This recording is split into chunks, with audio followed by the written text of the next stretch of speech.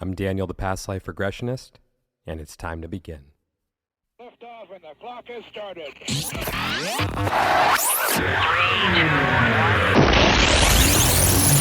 1. This is Timeless Spirituality.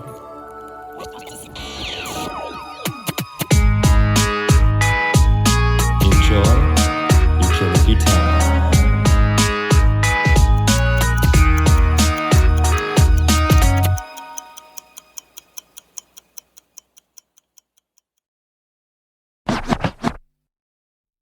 Hey everyone, welcome back to Timeless Spirituality. I want to be clear that my decision to release this episode was not easy. There are some things that are said in the conversation that made me uncomfortable, and some of you may even feel the same. But rather than editing or censoring parts of it, I felt that it was more important to present the conversation in full as it happened. No content was cut.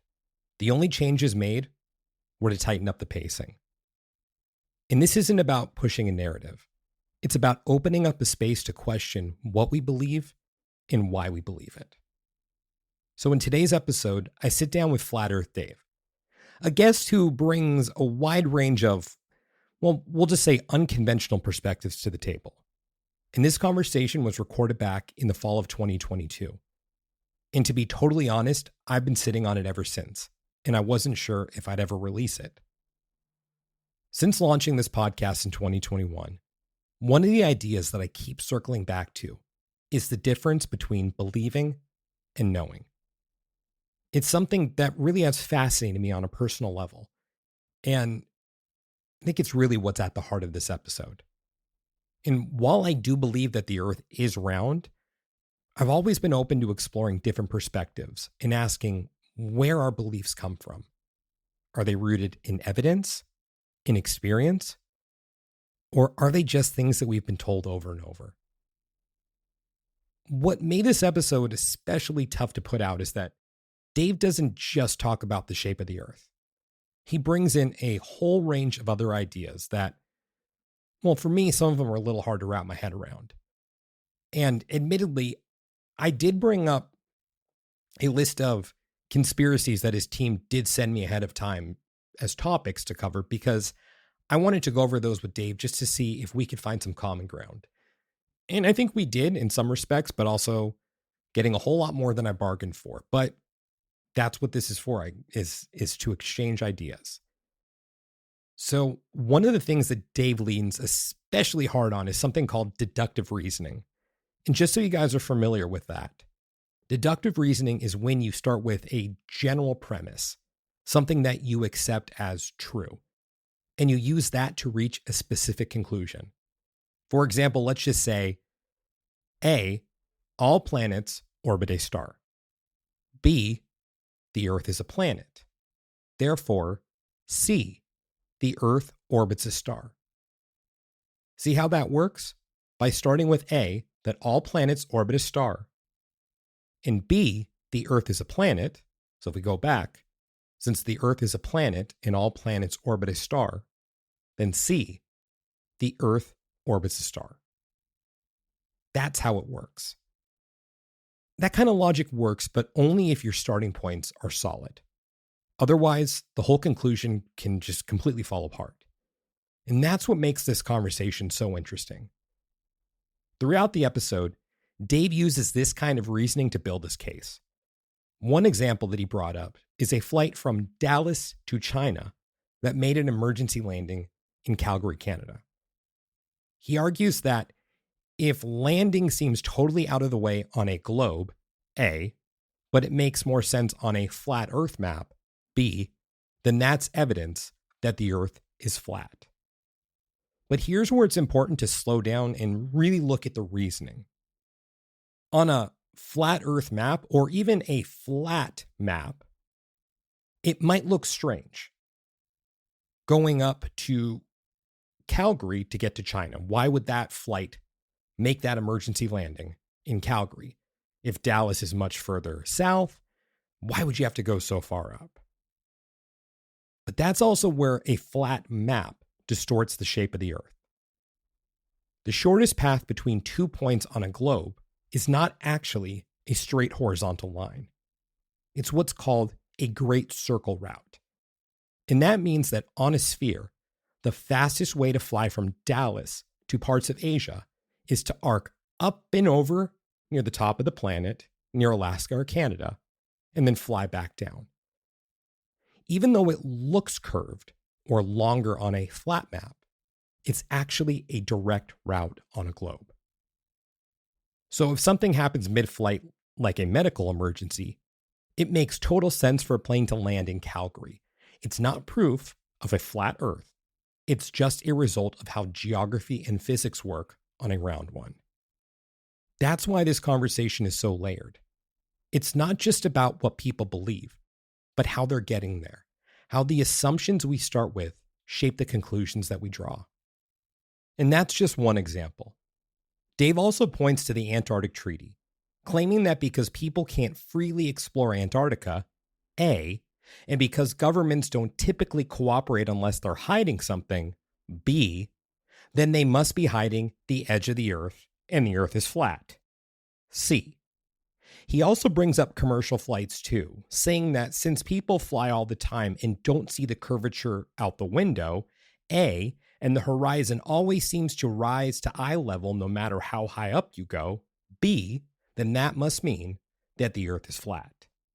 But both of those conclusions overlook important context, like how limited access to Antarctica is about environmental protections and logistics, or at least that's what we've been told, or how in a plane, human perception at altitude doesn't match physical measurements.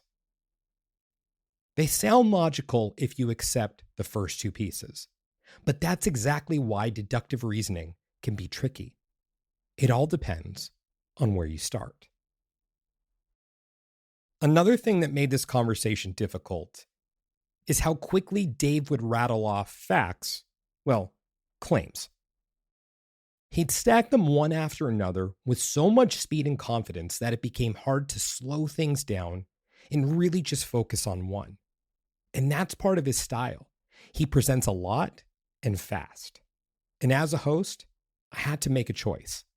Either constantly interrupt and steer it into a debate, or just let it breathe and stay present in the conversation.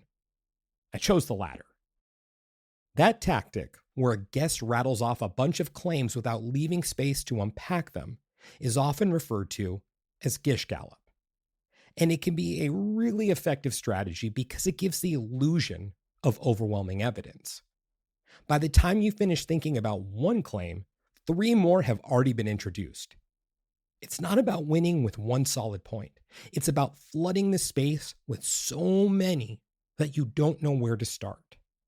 And in real time, that can be disorienting for both the person listening and the person hosting. As you'll hear, I made a conscious choice to not chase every thread, because honestly, we could have spent an entire episode on each of them. Instead, I tried to stay present, keep the dialogue flowing, and let the conversation unfold without it turning into a debate. But on a personal note, I really like Dave. I genuinely enjoyed talking with him. He's passionate, he's engaging, and he's not afraid to ask the big questions. And even though I didn't agree with everything he said, I respect how deeply he's thought about what he believes and the strength of his convictions. That definitely leaves something to be desired. And with season 5 coming up, where I'm going to be shifting into different territory, I felt like this was really the right time to finally share this episode. And I hope that it sparks something inside of you. Maybe questions you haven't asked in a while. Maybe a reminder to examine the places in your own life where beliefs have been presented as facts. How do we know what's true? And what does it mean to know something versus believe it? And how often do we allow ourselves to sit with curiosity, even when we disagree? This episode isn't about changing minds. It's an invitation to listen, to think, and maybe even to feel a little uncomfortable. So without further delay, here's my conversation with Flat Earth Dave. And whether you walk away with new insights or just a headache, as Dave predicts, I hope that these 2 episodes give you something to sit with. So buckle up, because it's going to be quite a ride. And with all of that said, if you would like to book a regression with me to discover who, when, and where you have been throughout time, you can reach me on Instagram at The Past Life Regressionist or my website, thepastliferegressionist.com. And now, it's time to begin. Flat Earth Dave, welcome to the show. How are you doing today? Hey, I'm doing good, Daniel. Thanks for having me. Looking forward to the discussion. I'm happy to have you here. It's a new direction for me to go, and I'm excited. So thank you again so much for being here. We started recording. You said that you're open to hearing new information. When I heard about Flat Earth, I was not open to hearing new information. I was doing a conspiracy podcast, and I said, this is the dumbest thing ever when people started bringing up Flat Earth. And I wouldn't watch a 1-minute video. I was like, you're an idiot. And I banned them from my social media for life because I can't deal with anybody that's stupid. And they just kept coming and coming and coming. And then another researcher who I respect very much, he's like, Dave, I think the earth might be flat. And I'm like, oh my God, not you too. And she goes, watch these videos. Now, you don't just watch a video and believe. You watch a video and go verify. But that video, those 2 videos opened up some doors. I'm like, wow, I never looked at it that way. My idea of what Flat Earth was is the dumbest thing in the world. That's not what Flat Earth is. And then I started looking. And for 2 weeks, I didn't try to find the truth. I tried to prove the globe and disprove Flat Earth, which is not the best way to go into it. But anybody that does that, they become a flat earther. Well, admittedly, I have an expression, and it goes something along the lines of, I believe that anything is possible except for the earth being flat. Now, I'll add the extra part now is, however, I'm open to anything. We're going to go through some stuff. We're going to answer some questions. You're going to want to run long. I'm going to guarantee it. And at the end, I'm going to have one question for you. What's your best proof that you live on a globe? So keep that in mind. I'll keep that in mind. Right. It'll be interesting to answer it at the end. Yeah.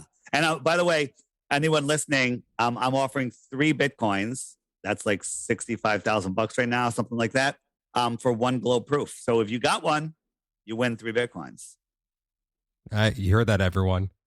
You can win $65,000 or 3 Bitcoins. Well, I mean, it depends when we're airing this, because it depends on when you hear this. It could be $6,000, it could be $600,000. We don't know.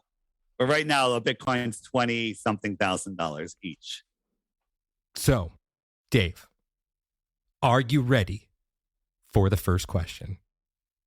Bring it. What is your favorite song about time and why? Oh, it'd have to be Time by Pink Floyd. Bet you never heard that before, right? I could lie to you and say that I didn't hear it a couple days ago. Yeah. That was 1973. Yeah. Off of Dark Side of the Moon. Oh, well, there's irony right there for the title, right? Yeah. Pink Floyd, by the way, ruined cosmology for everybody, for flat earthers and globe earthers, because they think there's a dark side of the moon.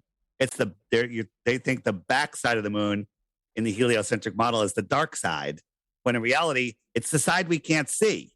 Right? When there's a full moon, the backside's the dark side. But when there's a new moon, the backside's the light side. So there is no dark side of the moon unless you follow the dark around every 28 days. If that's how the world works, which it isn't. But I love the lyrics and the moments that take away the dog day. I've heard it a million times, and I could listen to it a million more times. Not many songs or many groups or songs that you can say that about. Are you ready for the next question? I don't know. You're getting me nervous. Actually, not nervous at all. Bring it. Who is Flat Earth Dave? Whew. The short version is, I'm just a guy born on the East Coast in Connecticut. I still live in Connecticut. I used to say for years that I live in a bubble because I live on the East Coast in Fairfield County, which is a nice area. And then I go on vacation to the Caribbean to Hawaii, to California, and I skip everything in between. So, I don't see middle America. I don't see these other places because I just jump from here to there. So I admit I live in a bubble, but now that I'm a flat earther, maybe I do live in a bubble. Right. So I went to college like everyone else, went into corporate America, worked there for many years.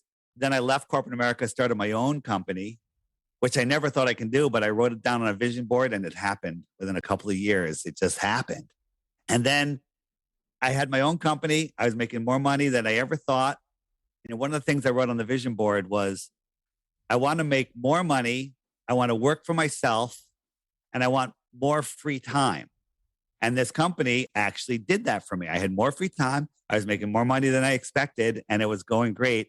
And then I was doing this podcast on the side called Deep Inside the Rabbit Hole, and Flat Earth fell into my lap. And then I realized how important this topic is. And we'll get into that.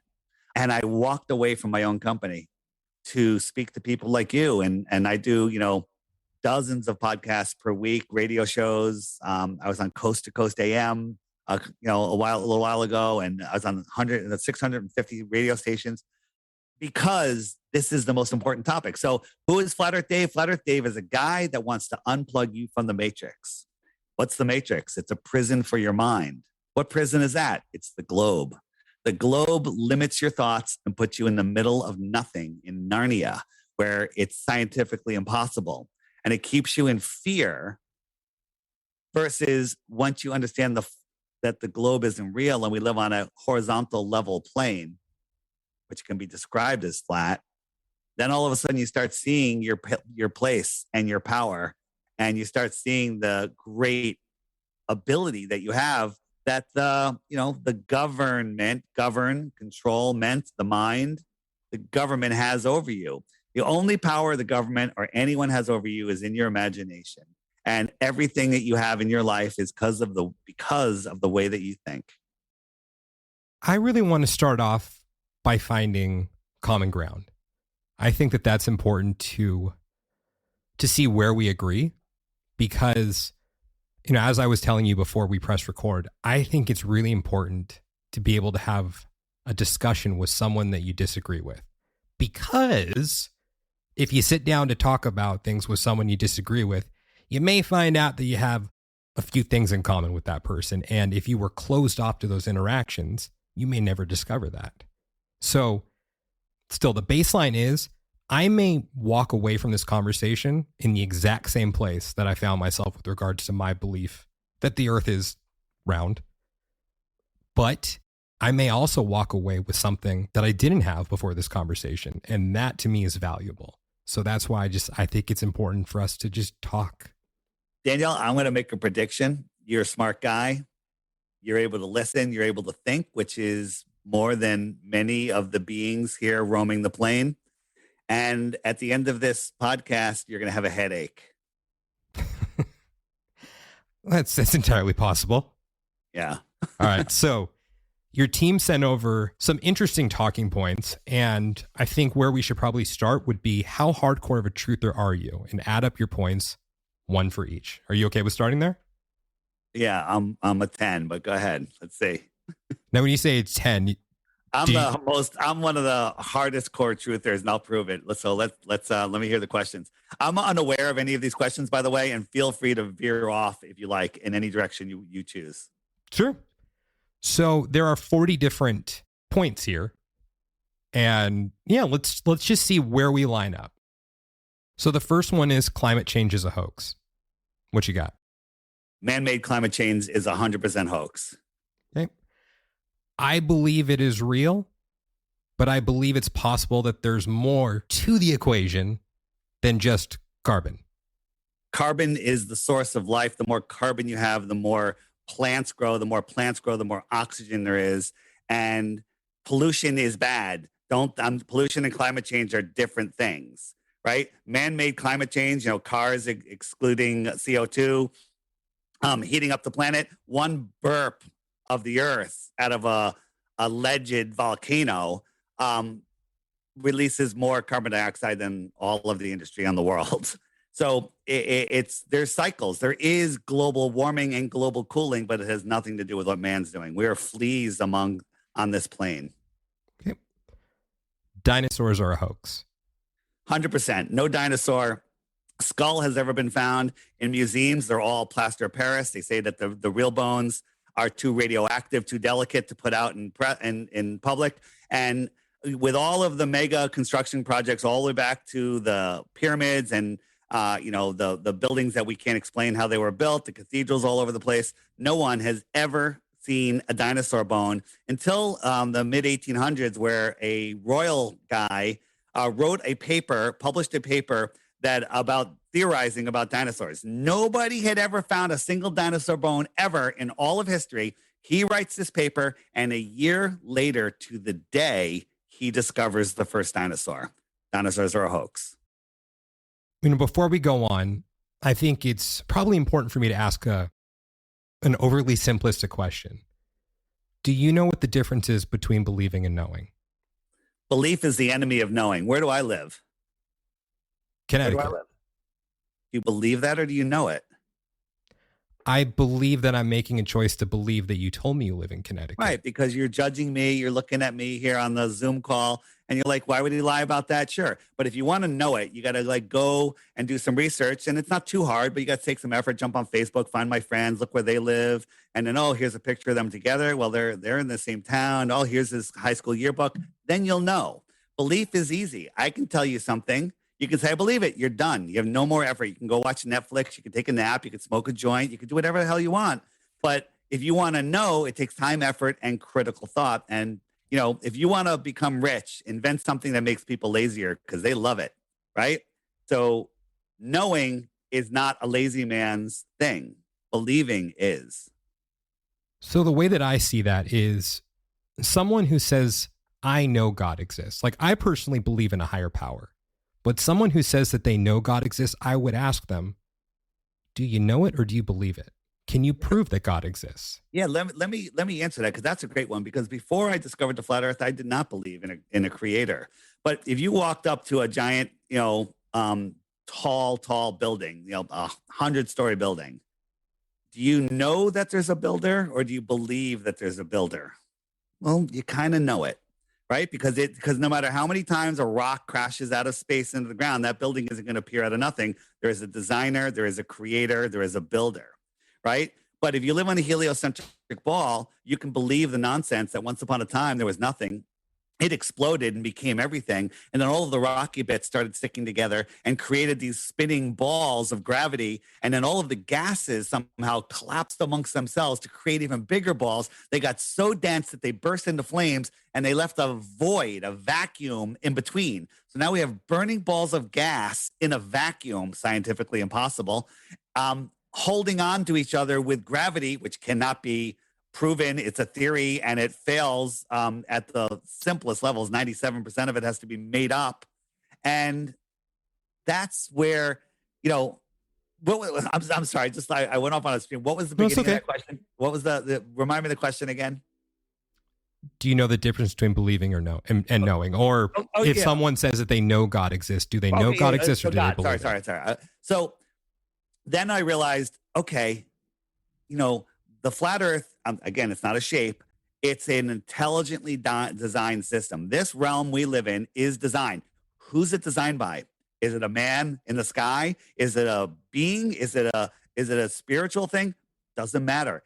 There's a designer. There's a creator. And that's everyone's personal journey, right? Anyone that says you need to do this or you're going to hell or whatever, that's their problem, not your problem. So I know there's a creator. Can I prove who or what or when the creator did what they did and why they did it? Absolutely not. How do you know that there's a creator? Because the world is intelligently designed. There has to be something that created this place. And it's not a random, believing that the world isn't created is like getting a bunch of metal and silicon and plastic and slamming it into a cliff and waiting for a Mac laptop to be made and wrap itself in a box perfectly, okay?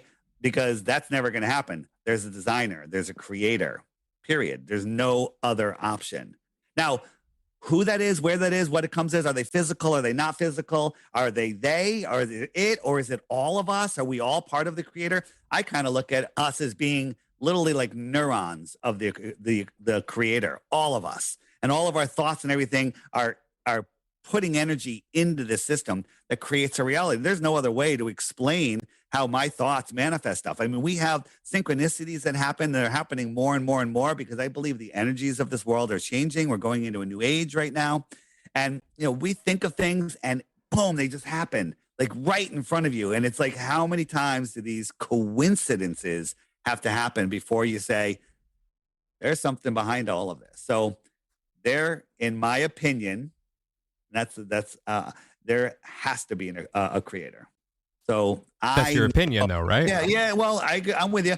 I know, science doesn't prove anything. So, so let's put it this way: there's something that was intelligently designed. Is there a creator? Did somebody create it? Is there a builder? Well, see, the irony in this is, I'm right there with you. I feel the same way you do. I mean, I believe in intelligent design to a certain point. Yeah. And I can't believe I'm about to make this comment to you. So please don't take this as an insult at all, because if anything, it's me. Actually, you're a completely outside the box thinker, which I admire. I think it's so simple-minded to think that there's not something beyond the realm of what we can possibly comprehend. Oh, well, who says that? I'm with you. This is you're saying that there because of it, there has to be an intelligent designer because of this, and this. But do we know about the complexities of what we can't see or even fathom of what resides beyond all that? Saying who or what the creator is, we might not have the words or the ability to imagine what the creator is, but there's a creator, something beyond what we can fathom. That I resonate with that super strong. Look, I personally believe that. Do I believe in the Big Bang? Yeah, maybe. But I also believe that the chicken came before the egg, or that something, it may have existed in a space where something sparked a Big Bang. So do you know who made up the Big Bang? You know who came up with it? A Jesuit priest. A priest, not a scientist, and not that it would make much of a difference to me, but a priest came up with it. And why did they come up with the Big Bang? You know what they did? It's the same thing as conception, but they stretched it out over billions and billions of years. There was a Big Bang, then there was a spark, and a cell was created, and it divided into two cells, and it turned into a tadpole, and it was surrounded by water, and it turned into, it grew legs, and then it came out into the world and was a human. That's birth. That's 9 months. It's the same thing. The Big Bang is the same thing as conception and birth. Right? Because they can't make up new stories. There's nothing new under the sun. That's why all of the nonsense that's going on in the world, it's the same thing again and again and again and again. And so we live in this realm right now where I believe we're, our pond, if you will, is a training school for souls. And what are souls? I think that they're a spark of the creator. I think that souls are eternal. We're here in our meat suits having an experience to expand the mind of the creator. And when you get together with a whole bunch of people that have discovered that we don't live on a spinning ball flying through a space vacuum, then these are people that can see and people that understand and appreciate the creation, right? So can I ask you a couple quick questions? Sure, go for it. So definitely going to want to get back to these though, but go for it. Yeah. I'll be real fast. So I always say that if people that believe we live on a globe and believe in the Big Bang knew a quarter of what flat earthers know about the globe model, they'd be flat earthers. So I'm going to ask you 3 simple questions. Let's see if you can get them right. I got them all wrong when I was asked, so no pressure. Okay. When I was originally asked, how many times, very easy questions. How many times does the earth spin in one day in the heliocentric model? I don't know. It spins once. Oh, it's once. Yeah, that was a stupid thing for me to say. I'll give it to you because you I'll just give it to you. And how fast is it orbiting the sun? Oh shit! That's 66,600 miles an hour. How far away is the sun? It's approximately 93 million miles away. Very, very good. But sorry, you got one wrong. You don't win.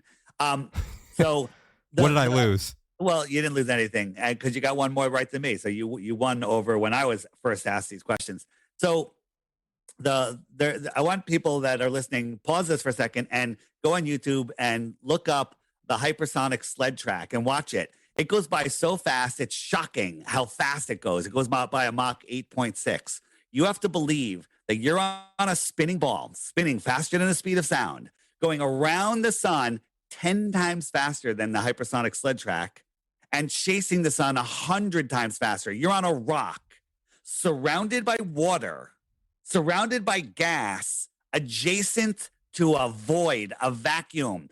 Scientifically impossible. You can't have high pressure next to low pressure without a container, but you believe you're on this thing spinning and corkscrewing through space, traveling 4.5 billion miles a year, and you can't detect any of that. I'm sorry.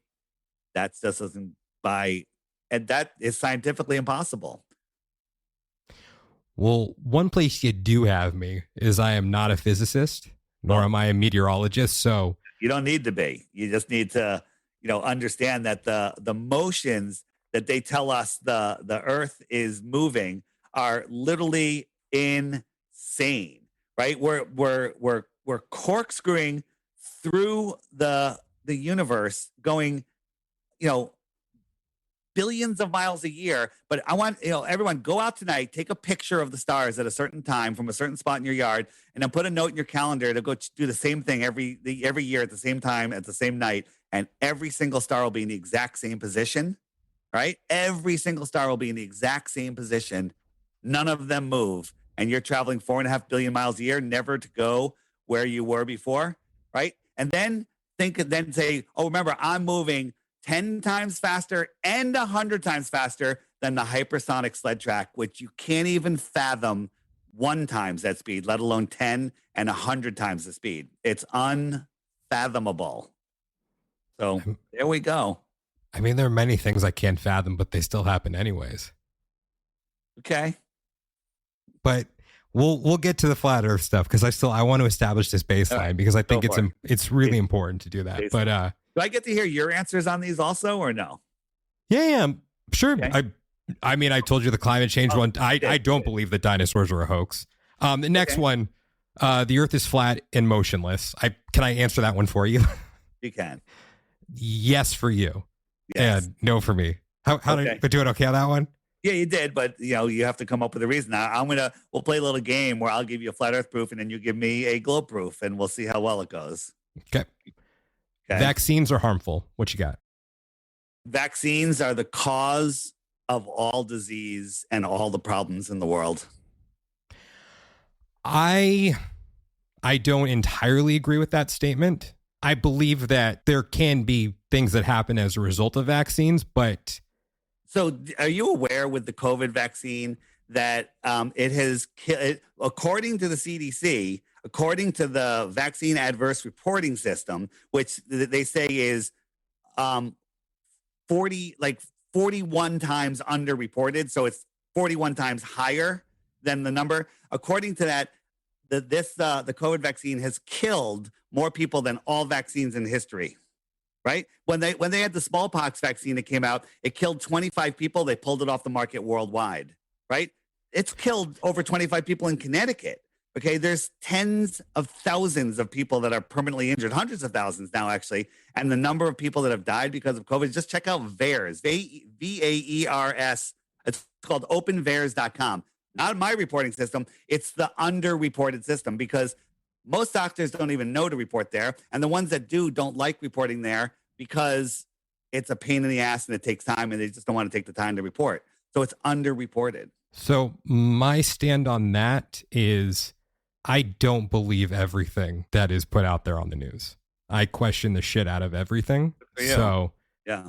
However, I don't want to dive too far into vaccines, but there's one more point I wanted to make. So your answer for vaccines are harmful. What was the answer you gave again? Vaccines do zero good for anybody. They're the cause of short human life, right? The COVID vaccine is giving everybody myocarditis. Some people that have weaker hearts are showing it right away, and other people's they're just a ticking time bomb. Kids have myocarditis right now. You see the advertisements that are going out? Your kid could have a heart attack. When have you heard of kids having heart attacks before the COVID vaccine? Never. Probably very infrequently. But Yeah, I mean, and it's still, happening all the time now. And if you watch, you won't see it on the news. You won't see it on Facebook. Matter of fact, I'm in Facebook jail for a month. That these how's dinner in there? These coroners are saying that they've never seen these type of giant blood clots. And if you look into the blood clots, oh my God, what's going on? It's insane. The test run for COVID vaccine was Israel, and that they hit Israel really hard with the vaccines at the beginning. And that's because in Israel, it's illegal to have an autopsy, and they put people on the ground in 24 hours. Therefore, you couldn't see what the heck is going on. So if you want to learn about COVID and what's going on, go to stoplookthink.com and go to the COVID page. Okay. Or just watch some videos on the homepage there, stoplookthink.com. And, you'll see what the mainstream media won't tell you. So my message to everyone there is do your research. Absolutely. Don't listen to me. Use discernment when you're watching the mainstream news. Use discernment when you're looking at alternative sources. Use discernment everywhere you go. That's straight up. Just use discernment. That's all I can say. But I think one thing you touched on was saying that vaccines are the cause of all illness or something. Was that what you mentioned? Yeah, vaccines cause disease. There's a group of doctors that came out highly censored. They say they've never seen cancer in unvaccinated patients. I mean, I don't. You don't know. Don't believe me. I just said it. I'm just right. I mean, right. I'm just a past life regressionist, so we're good there. Yeah. Look into it. I do wonder though. I don't doubt that vaccines aren't harmful in some respects, but I do wonder if cancer started 100+ years ago with the invention of vaccines.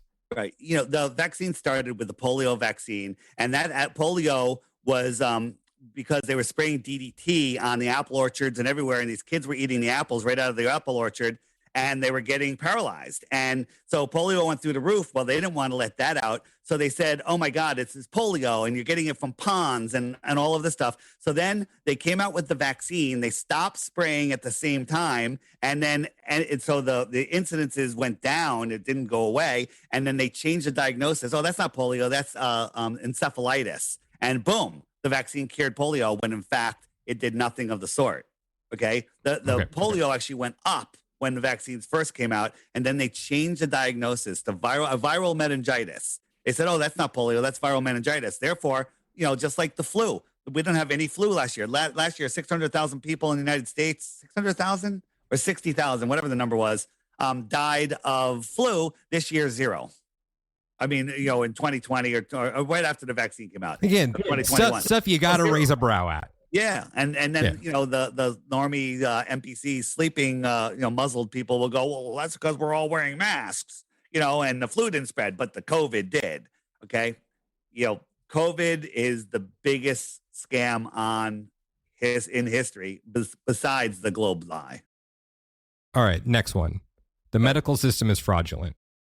So there was a thing called the Flexner Report years ago, where there was all these different schools. There was homeopathic schools and chiropractic medicine and all different medical schools. And the Rockefellers came out, did this Flexner report and said, oh, the only medicines that are good are the ones that are made from petroleum because they controlled those. And so they made allopathic medicine, which is basically just trying to copy the molecules in natural medicines. You should see my medicine cabinet. It's just essential oils and extracts and turpentine and all of the real stuff that they're trying to make out of petroleum. And, I'm super healthy and I don't take any of those poisons. They're all poison.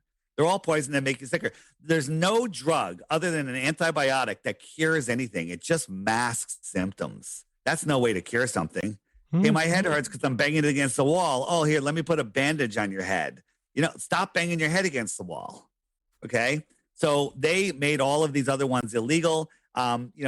People that donate to cancer societies and stuff, they're donating to Big Pharma to have their, jets and their corporate offices and their expensive cars and all sorts of stuff. When in reality, there's the Royal Rife machines that cure cancer. There's many cures for cancer, but they don't want you to know that because if cancer was cured, the United States economy would crash worse than it's crashing right now. Okay. They can't have that. Cancer is big business, right? And if you had something that was free or unpatentable, sorry, that can't be. So yeah, the allopathic medicine is 100% fraud. So yeah, my take on it is it's a for-profit motive or for-profit system. A health system should not necessarily be for-profit. So for everyone, it's worse than that. It's worse than that because it's not just for profit. It's to make you sick. Okay, they make you sick to make you more profit. You take this drug. Oh, take this. Because it's going to make you. You're shy. You need to take this pill to get rid of shyness. Oh, side effects are rectal bleeding. Here, take this to get rid of your rectal bleeding. Oh, that's going to make your eye pressure. Your eyes dry out. Here, take these eye drops, which are going to make your eyes more moist. Oh, well, that's a mood enhancer. Those eye drops. I forget which medicine it was. It was something like Abilify or some crazy psychotropic drug that made your eyes watery. It made your eyes watery or dry. It made your eyes water. So instead, they needed people that have dry eyes. They're like, oh, here, they just turn Abilify or whatever it was. I don't think it was Abilify into a liquid that you put in your eyes. Oh, it lowered your eye pressure. Well, side effect was it lowered your eye pressure. So this extremely strong psychotropic drugs that fucks people up. Okay. They're like, oh, it lowers your eye pressure. Watch your language. Yeah, it lowers your eye pressure. Well, sometimes you got to swear when you're talking about big pharma. So they liquidized it. Is that the word? And so you put it in your eyes to lower your eye pressure for people that have glaucoma. Genius. But when you do that, the person's personality changes. Like, why is my mom acting like she's acting after I put the friggin' eye drops in her eye? My mom. This has happened. And it's true. You're giving them a strong psychotropic drug through their eyeballs, and Big Pharma has no problem with that. I'm sorry, Big Pharma is the biggest plague on humanity. Yeah, there's some assholes there. Still, everyone, use your discernment. When you're listening to an advertisement for a medication, you hear a bunch of side effects, use your discernment. When you're talking to a homeopathic practitioner and they say that they can do something, use your discernment. Use your discernment everywhere. Everywhere, for sure. Everywhere. I'm not here to tell you what to think. I'm just here to say, think for yourself. Period. Okay. Well, this is going to be fun to get through the rest of these. Yeah. Sorry. I'm holding up my 10 prediction, but go ahead. GMOs are not safe. Can I guess for you on that one? No guess. Go ahead. See, yeah, you mean you're going to say they're not safe? I'm going to say why. It's. Not why for you. I'm saying my question is why. Like, I'd pick organic any day over something genetically modified. You know what organic food used to be called when my grandparents were alive? Food.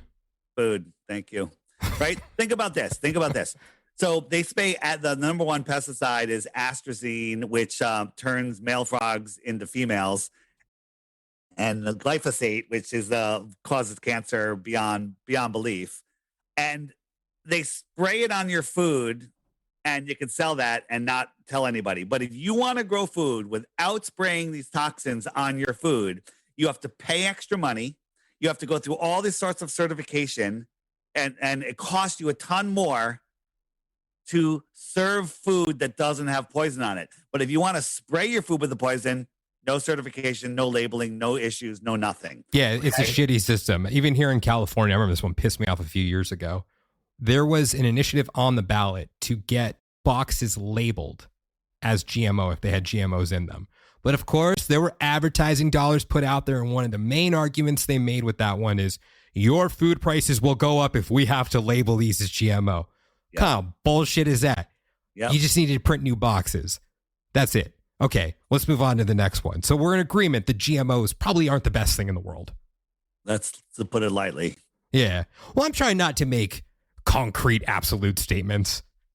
You are what you eat. You're the light that you eat. And when you're eating modified genetics, which isn't the way the creator made them for your body, you're modifying your body, right? When you stick mRNA poisons in your body that literally rewrite your DNA, that's not a good thing. If you're getting vaccinated, you are a GMO, okay? Period. That by definition, you're a genetically modified organism. And guess what? They claim you can patent and own GMOs. Before we go to the next one, I'm curious. Do you believe in astrology?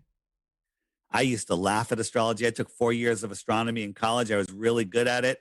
And astrology, like, oh my God, the Mercury's in retrograde. It's 47 million miles away or whatever distance it is. It can't even affect the tides. How the heck is that going to affect anything? A rock floating in space? Well, how about those lights we see in the sky that used to be called wandering stars that are provably close and not the sizes and distance they tell us, provably. And when we look at them through today's modern optics that have outgrown their lives, we can see that they're energetic. They're sentient, if you ask me. They're part of this living system. And yes, their movements matter. So there's some powerful astrologers out there that are really good at it, but the ones that put it over a flat earth, right? The ones that realize, oh, the reason the earth isn't moving in astrology is because the earth isn't moving in reality, right? Those are the powerful astrologers. So yeah, astrology is the real science. Astronomy is pure pseudoscience. What are your big three?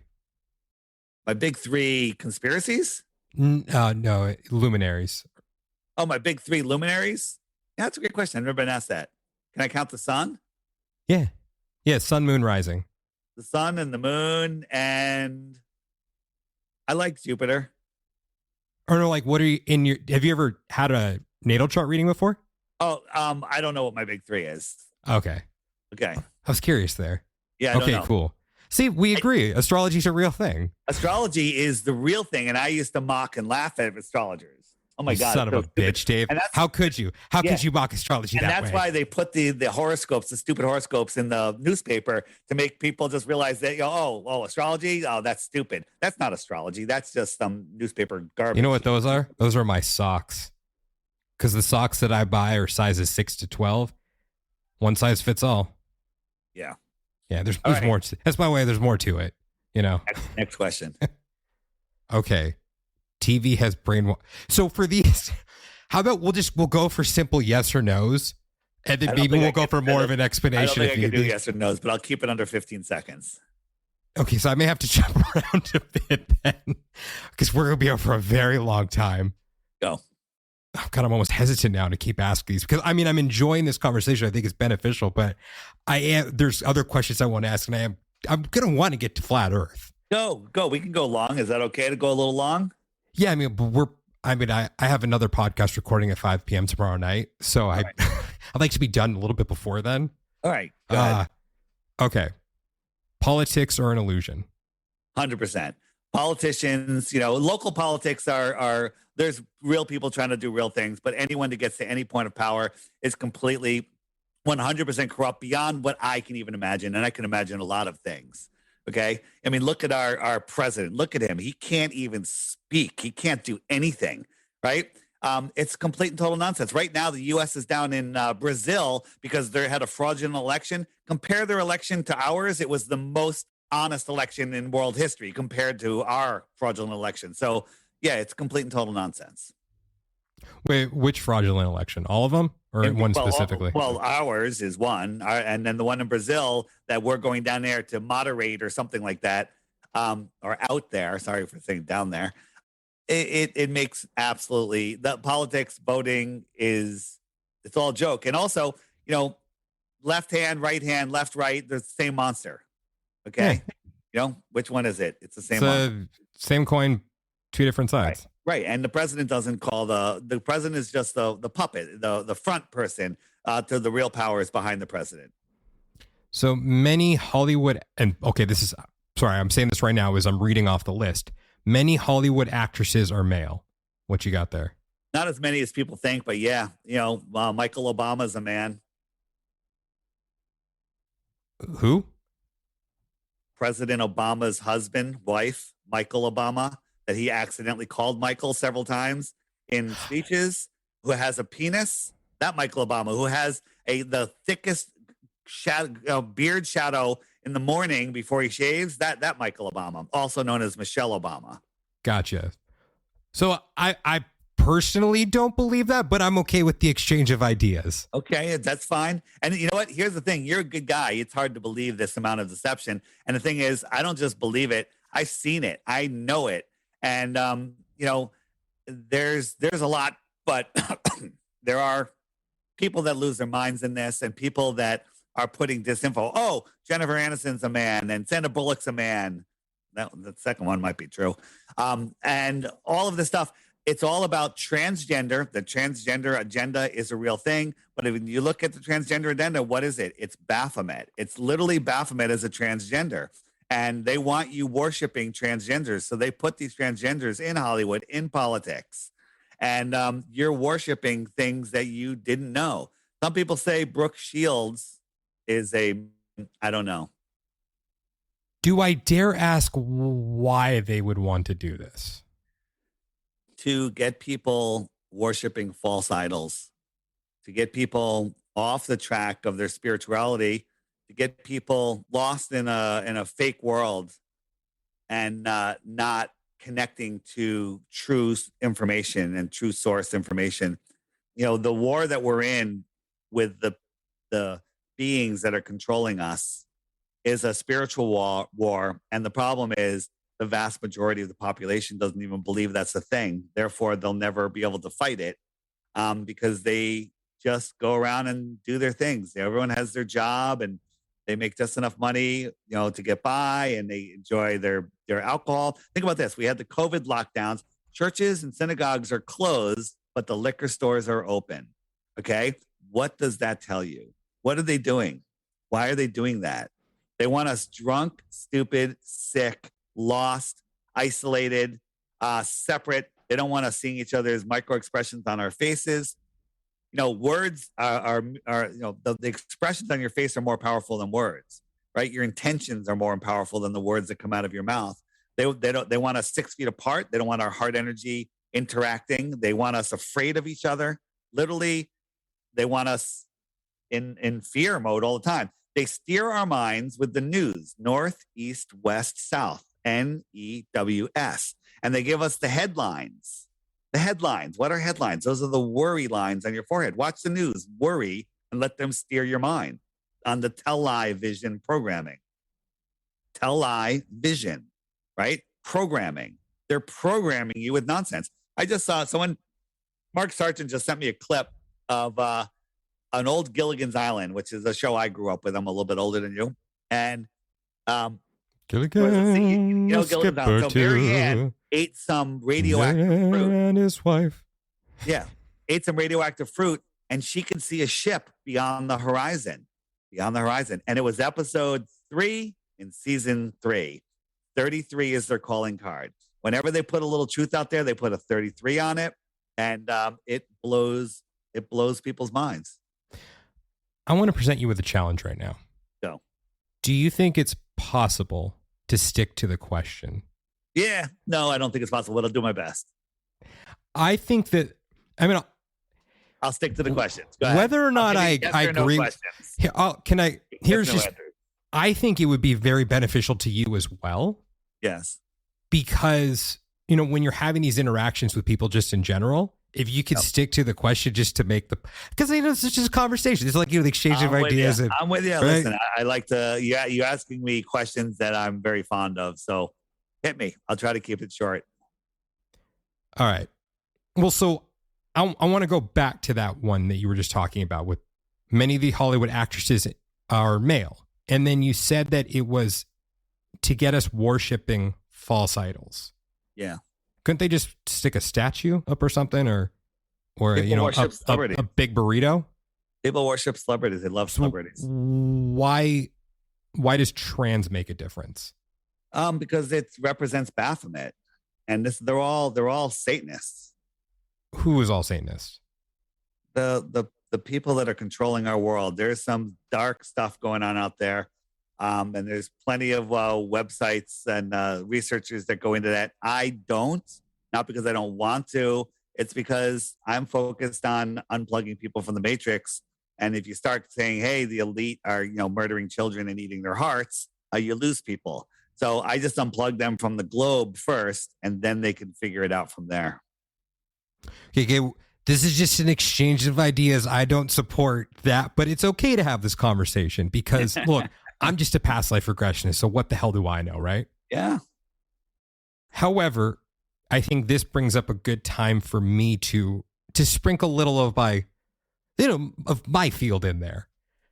when it comes to the trans issue, let me ask you, do you believe in karma? Let's keep it simple. Do you believe in karma? 100%. I look at the trans issue as a karmic issue, but not in a karmic issue in the sense of people thinking it's a negative thing. I wonder, look, I'm straight. I've never thought of becoming a woman, which is, look, to each his own for anyone. That's my feeling. I've never had to struggle with that. I've never felt like I didn't belong in my body. So karmically, I wonder if the lesson for people is to experience what it's like to live life in a body where they don't feel like they belong, or to go through the experience of transitioning from one gender to another. And this is on a karmic level because I believe that as a soul, we are experiencing everything in order to experience life to enhance what I believe to be the creator, God, source, whatever you want to call it, that creator is living through all of our experiences, and it's about the totality of those experiences. So I look at that issue and I say, I see it a little different. Let me just elaborate a little bit on this. So yeah, I believe that we choose the experience. We're here. Some people say, I want to be born, in the poor family, rich family, whatever. And the souls come back and we have these experiences. But if you look at the transgender world, the people that are transgenders, I think their suicide rate is something like 40%. It's insane. So it's possible that their life, their plan as a soul, when they reincarnate here, is hijacked. And it's hijacked by astrazine. It's hijacked by these chemicals that are being put in the food, put in the injections, right? It's proven. Alex Jones years ago said they're turning the frogs gay. Right. And it became a meme and everyone laughed at it. But now he's right. Alex Jones was right. Right. Astrazine, the number one used chemical on all of our foods, is turning people gay. So I have no problem with anybody in their position because that's who they, and whether I don't think it's their choice. It's chemically what has been done to us. So you're here, you want to have this experience, and then you're chemically hijacked. Your soul might say, I want to get the hell out of here. And maybe that's why the suicide rate is so high among transgenders. Maybe. I don't know. I believe it, but I don't know it. I like you, Dave. How did it feel to say that? I say it all the time. With the I believe it, but I don't know it? All the time. Cool. It's my logo. It's my slogan. You have that one on a shirt? I talk about it all the time. You know what? That would be a good shirt. Maybe I'll add that to my t-shirt shop. By the way, anyone that's listening, flatearthdave.com if you want to learn more. I've got the Flat Earth Crash Course on there. I've got all sorts of stuff on there. And I have my app, which is really the easiest way to learn about Flat Earth and teach other people about it. Check it out, flatearthdave.com. Cool. All right, see what else we got here. Let's have to skip around a little bit. I'm looking at these. I'm like, which one is so straightforward that Dave will just answer yes or no? I'll try to answer yes or no. Okay, we're skipping over the second side now. Top elites are cannibals. Some of them are. Do you believe it or do you know it? Well, I've seen, they have their parties with Marina Baramovic, who does these, these ceremonies. What's it called? I forget, with, blood and semen and flesh. And then they have these parties where they have these cakes that look like people. And, and there's actually a person baked into, with food like baked onto them. And the elite are eating out of their body. I mean, either they're simulating it, and then if you start looking into adrenochrome and everything else, and you hear testimonies from little kids that were in these cults, it's hard to say that it's not happening. False flag events are real. Absolutely. Let's try to limit that one a little bit. Yeah. False flag events are false flag events. The Gulf of Tonkin, it's disclosed. Gulf of Tonkin happened to start the Korean War. They said that Vietnam War, right? So they now admit it. We're conspiracy theorists until they admit it. 9/11, right? There are 20 friggin' drills of planes crashing into buildings that morning. Give me a break, right? And the rest of them, they're all now. False flags are different than hoaxes. Hoaxes, like the Boston Marathon, that's a hoax. 9/11, that's a false flag. Okay, these are things that happen and things that are completely hoaxed. Do you believe that any of these events are purely Organic? Which ones? Give me one. You have to name one. I don't know all the events, but I know which ones are hoaxes. About the school shootings. Hoaxes. All of them? Well, all the ones I know about. Why? Again, why is a big question. And some people say it's for gun control, but after Sandy Hook, people got more guns than ever. Obama became the greatest gun salesman of modern times. So I don't think it's about that at all. I think it's about mental health control. And I also think they're trying to program people into shooting. I don't think it's physically possible for anyone to shoot up children. I actually don't think anybody can do that. I don't think they can look at children and blow them to pieces. I don't think their soul can do it. I don't think it's a real thing. But if you want to learn about those events, specifically the one in Connecticut that we're just talking about, stoplookthink.com, click the hoaxes tab, scroll down to Sandy Hook, and watch the first 3 videos. Now, that involves you going there, doing what I said, clicking on the video, going, wow, that first one's 90 minutes. The next one's an hour and 10 minutes. So the next one is, 45 minutes. I don't want to do that. Well, then you don't want to know the truth. You just want to believe that it was real. But if you watch those videos, all of the work has been done for you. All of the documentation has been done for you. It's amazing. And when you see it, then you'll know. But when you don't know any of the facts on these things, other than what the mainstream media has told you, the television programming with the headlines in the news, then you can believe that. That's easy. And it makes you feel better. Oh my God, the news wouldn't lie to me. But when you find out that all of it is nonsense, then you'll know. Look, yeah, I personally don't believe that. But again, we're just having a conversation. And I'm only saying that because I need to make it clear to everyone listening that I don't agree with that. How many more times are you going to have to say that during the show? I predict 7 more times. I think that that's a very conservative guess. Okay. Okay. I mean, look, it would be fun, but we're not going to do it, is I can tell you things about Sandy Hook that you never knew. Like the Google Earth shots of the schools in the area all had cars in them, except the Sandy Hook school did not. In all honesty, this is one that I do want to stay away from. I don't want to dive too much into these. Because they've scared us to crap with Alex Jones' trial, which is just a joke of a trial. But again, I'll move away from that. I'm not going to go on about it because all the information is at stoplookthink.com, hoaxes, Sandy Hook, like Boston, whatever you want. Take the time, watch, and learn, and then you'll know. Look, in your defense, I was the one who asked the question. You did. So, yeah, I'll accept responsibility. Holding my value of a 10 as you were rating me. I think I'm not rating. Hey, this is your team that sent me these questions. Oh, really? My team sent you these questions? I didn't even know that. Yeah, I printed it out. Wow. Yeah, from your team. Wow.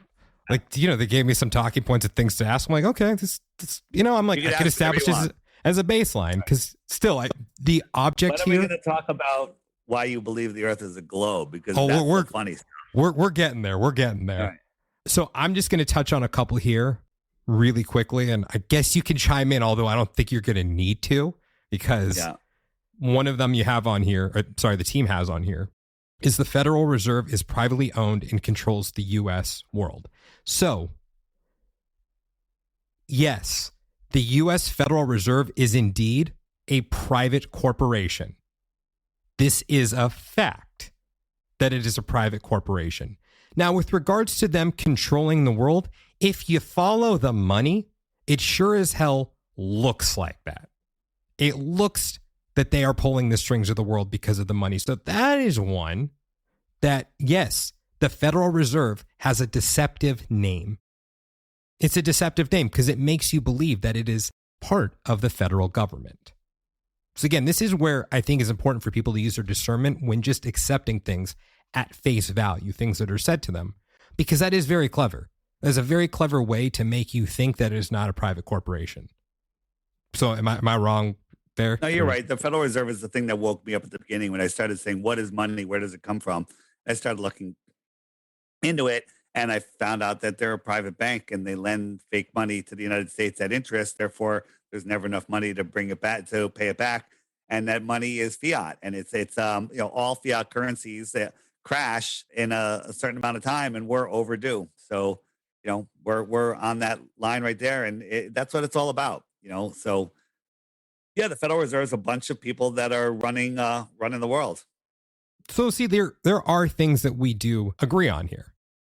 So I think that's, again, for everyone listening, even though to this point, I still don't believe the earth is flat, there's value to having this conversation right now. But again, to this point, I'm open to the possibility that I may change my mind. I'm coming in with an open mind. I'm going to give you 100 reasons the earth is flat, and all you have to do is give me one that it's a globe, and I'll throw in the towel. Go ahead.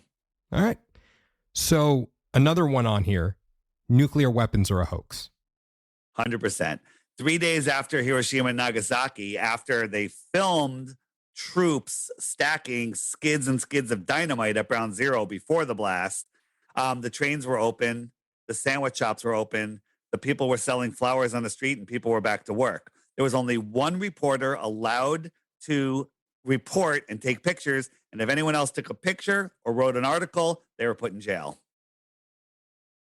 So that's your basis for nuclear weapons being a hoax. Well, that's the beginning of it. And then there's another thing, a guy named Galen Windsor, who was in nuclear power into business. He was going around saying nuclear power is not dangerous. He ate plutonium and swam in the pools at the nuclear power plants, and he was completely fine, right? So the whole thing of radiation is nonsense. We've exposed it so much that they when I say they, the elite are watching our stuff. They constantly, we talk about a mistake they made on the space shuttle. 2 weeks later, there's a video of them kind of countering it, putting up their damage control video. And just recently, Neil deGrasse Tyson's the high priest of scientism was on the Bill Maher show, and he told Bill Maher that nuclear bombs don't have radiation anymore. They're backpedaling because we've exposed the whole thing. The whole radiation hoax is absolute and complete and total nonsense. Nuclear power plants are clean energy, and all they're doing is boiling water in a very high-tech way. That's it. Okay. I don't agree with that. But then again, I haven't put a shit ton of time into studying that. Okay. So next one that's on this list, volcanic eruptions are fake. Well, no, volcanic eruptions are real, but they're not coming being squeezed out of the center of the earth like a zit. They're lava tubes. Lava tubes are provable. They're electrical currents going through the ground that melt the rock, and there's lava that's moving around in this living earth system. Okay. In Hawaii, there's lava tubes everywhere, right? And when you watch on the news and they show you a volcano, they're showing you something maybe 20 feet tall. It's a lava tube that's spewing out lava, and it hardens, and then it keeps coming out, and it gets taller and taller. It gets like 20, 30 feet tall, maybe. And they show it to you in the dark, and they show it to you not to scale, and you think it's a giant mountain. And sometimes there's lava tubes on the side of a long hill or a mountain, and there's lava coming out, but there's not lava being squeezed out of the center of the earth. They tell us that the center of the earth is a molten magnetic lava, molten magnetic core. Well, when you heat a magnet up before it melts, it hits the Curie point, and there's no magnetism. All magnets lose their magnetism. So the whole idea of what's under the earth is nonsense. The deepest hole ever dug is just under 8 miles, and they hit an impenetrable barrier, and they couldn't get through it for years and years and years and years, and they gave up. So they went through, if the earth was an apple, they went through like half of the skin of the apple, not even. Just they barely went through the skin of the apple. And while they were digging, they're like, oh, there's no more water. There's no more rocks. They hit more water. They hit more rocks. So they don't know what they're going to hit next. They hit an impenetrable barrier, and then all of a sudden they know the next 4,000 miles and show us the the cross section of the earth with all different layers. It's pseudoscience. It's made up. It's a meme with zero scientific backing. So when you say 30 feet into the air, is that what you said? Show me an active volcano spewing lava out of the top, a cone-shaped volcano spewing lava other than in a movie. You can't. How about St. Helens? Mount St. Helens had no lava. It was an explosion with ash, and that might have been a directed energy weapon test before 9/11. Okay, we don't know what it was, but it wasn't an exploding lava. There was no lava at Mount St. Helens. Krakatoa. There's I don't know that one specifically, but there's one that's going on that is in the Philippines right now, and that's pretty cool. But there is lava coming out of the side of the mountain, but it's not. Again, when you say lava and a volcano, we're told that there's this long crack through the mantle of the earth down to where the molten rock is down deep inside the earth, and it's being squeezed out because of gravitational pressure. That's not true. What's the point of faking these things? Faking volcanic eruptions. To make you think you live on a ball, make you think that you're an insignificant speck flying through an infinite, godless, or distant God universe, to make you think that an asteroid could take us out at any moment, to keep you in fear, to tell you that you only use 10% of your brain and 2% of your DNA when the truth is the opposite. You use it all, to make you think that you have to obey the government, the mind control, to make you think that you are not a powerful, spiritual, eternal soul, to make you think that you're weak, to make you think that you have to use their fiat currency and then pay them half of it back in taxes, to make you a slave, right? They're using our energy for, again, satanic purposes for their own benefit. They're using us as fuel for their matrix. And once people unplug from it, they stop feeding it. And that's what they're afraid of, right? They're afraid of us. Now, all of the stuff that they're trying to do, they can't do it without our permission. They couldn't bomb the Middle East without us saying, go ahead, bomb. Yes, bomb. I pounded those war drums after 9/11. I'm like, let's get those fuckers. And then we find out it wasn't them at all, right? It was a false flag, right? They can't do it, even though they have the keys to the bombs, right? They can't do it without our permission. So they need to control us and to, make us slave away for their benefit. That's why. Okay. There's much more I want to ask there, but I do want to still get to flat Earth, so I'm going to move along with just a couple more of these. William Shakespeare, Helen Keller, Anne Frank never existed, all fake. Please tell me more about that. Yeah, William Shakespeare is just a group of writers writing under the name of William Shakespeare.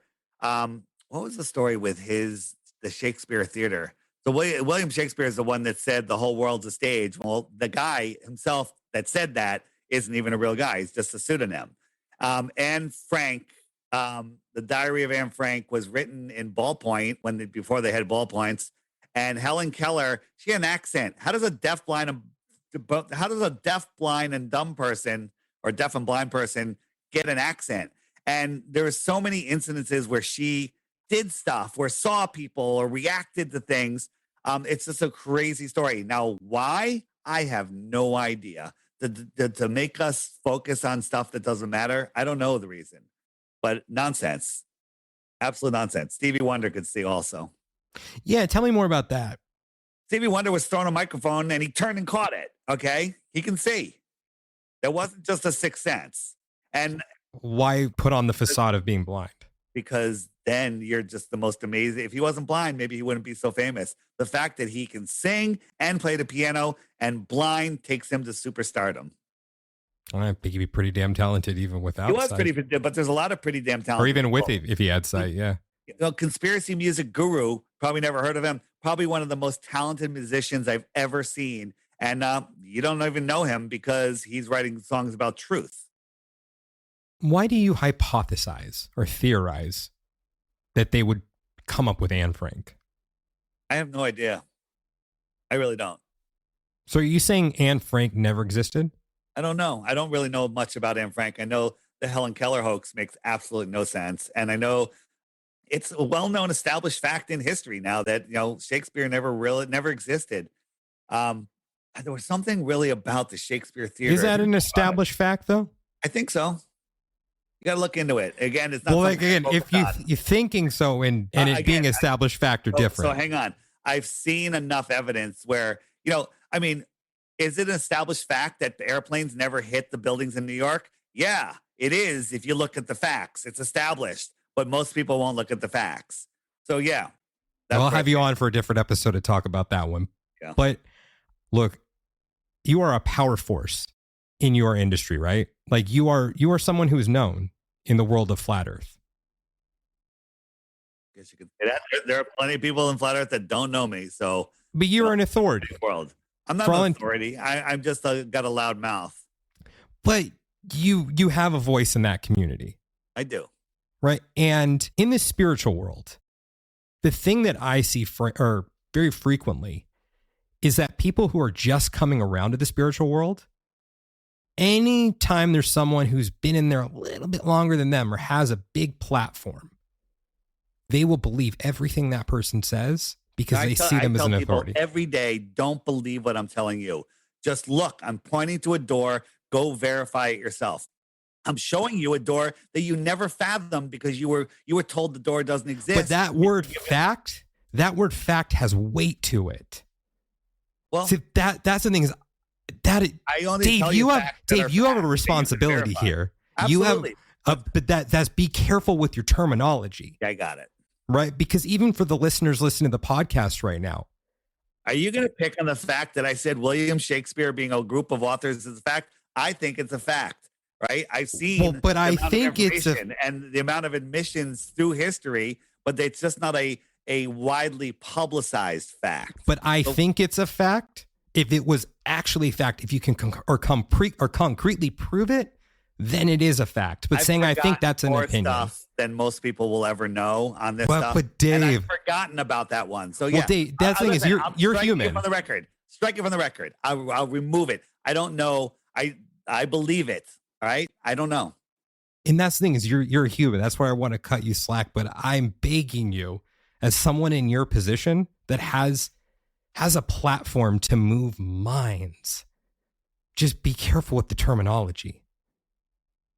One of the things that I've learned through past life regression, something that I really take to heart, is there was a life where I believe I'm building my life around this notion of past lives being a real thing. I believe they're real. I can't prove it.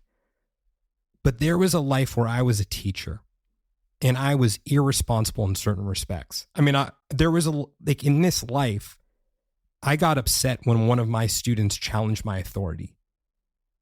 And I humiliated this student. I absolutely humiliated them because I didn't like that they had the audacity to challenge the great teacher. But what has also come out through that, and what I learned through that experience, is you are responsible for your students. And this was someone I encountered in this incarnation. At least I believe that I did. And so I have a responsibility as someone with a platform here to be careful with my words, because even if my heart is in the right place, I'm responsible for the actions of my students. Do you know what I mean? Like, this is something where I think it's so important for us to sit here and talk about this, because it's like we're two minds. We're people with platforms.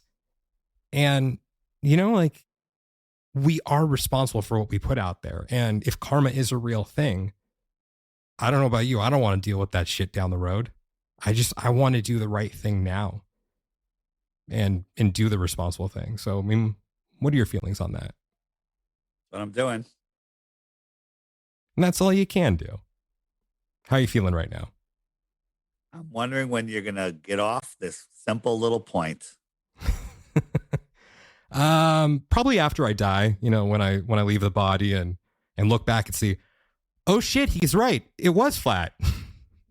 Or, oh, it is round. But okay, yeah. This is time when we're going to move to the questions I have for Flat Earth. You ready for that? Sure. All right. So before we dive into all of that, I do want to understand more about the ideas behind it. The first question I have for you: when did you lose faith in the system? What do you mean by that? Because you said that there was a time when you didn't believe, or you believe that the Earth was round. Of course, I believed it was a globe. That's what we were all taught in school. But I never put anything that they told me to the test. I never questioned, like, how do you know the sun's 93 million miles away?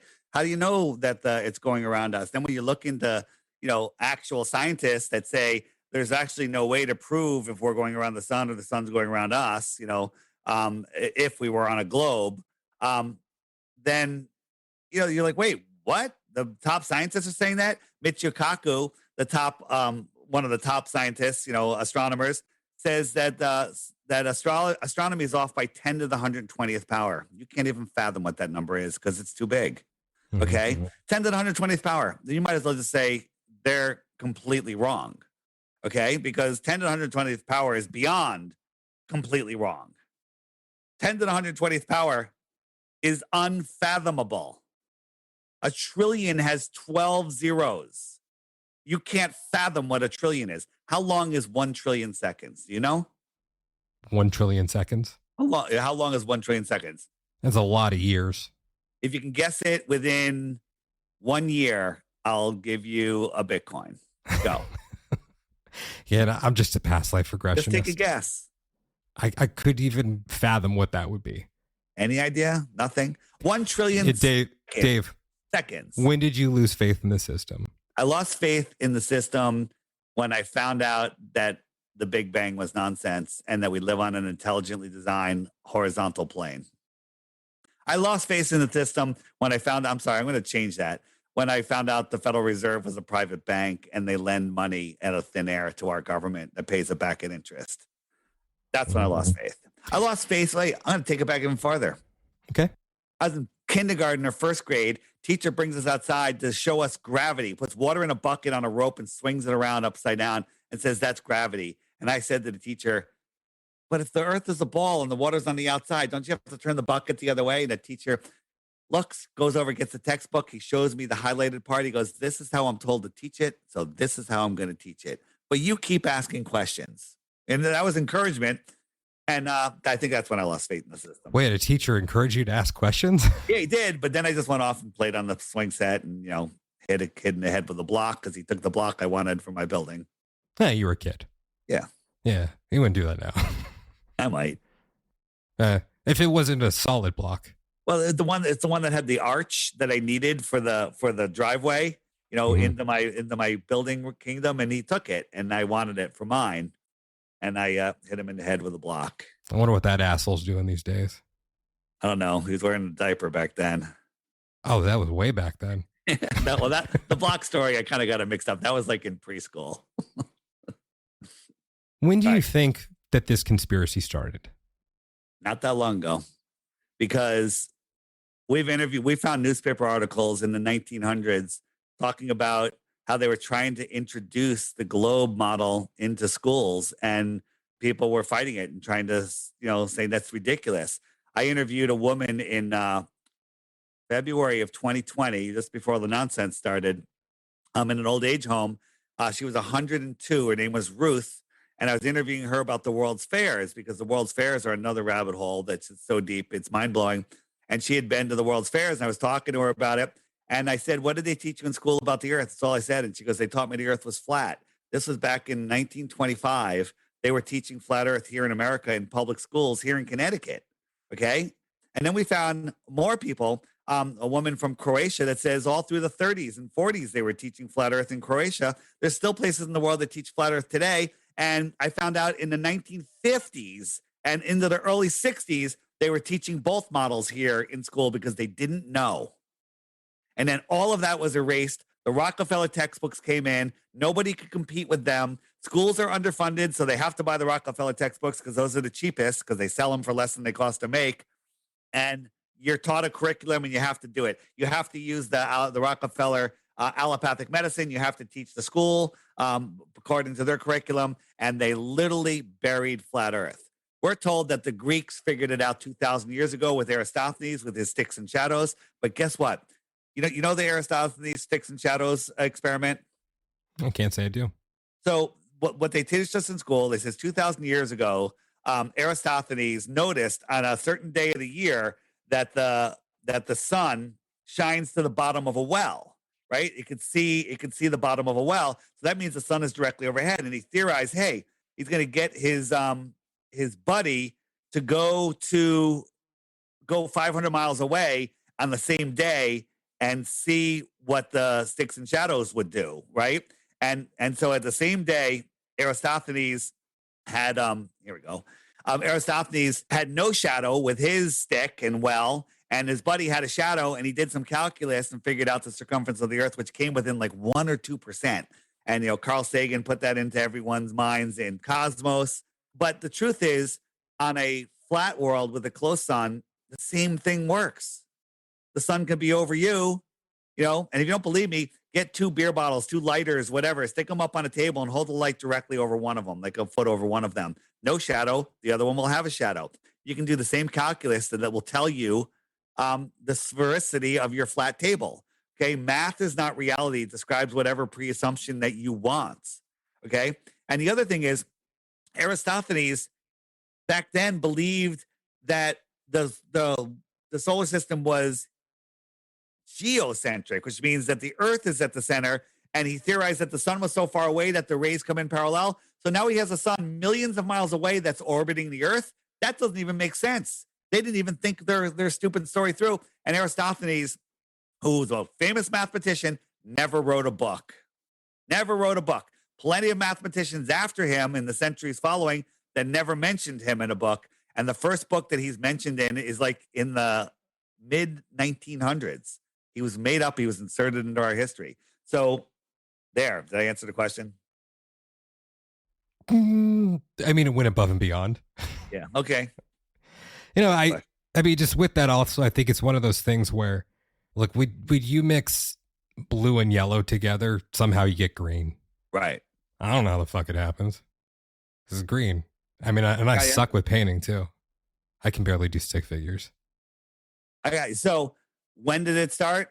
I think it started, in early 1900s.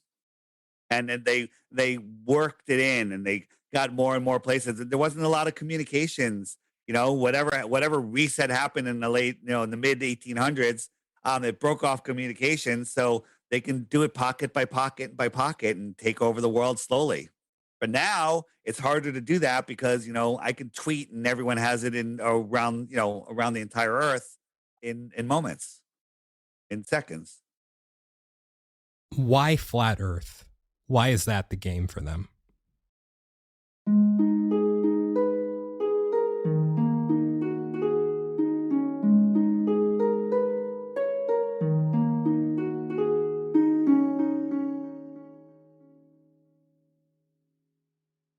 Fellow time travelers, your journey through time awaits you. Just want to thank you guys so much for listening to today's episode. And if you're interested in discovering who, when, and where you have been throughout time, and you'd like to book a session with me, just go ahead and send me a message on Instagram at The Past Life Regressionist, or you can reach me through my website, yourpastliferegressionist.com.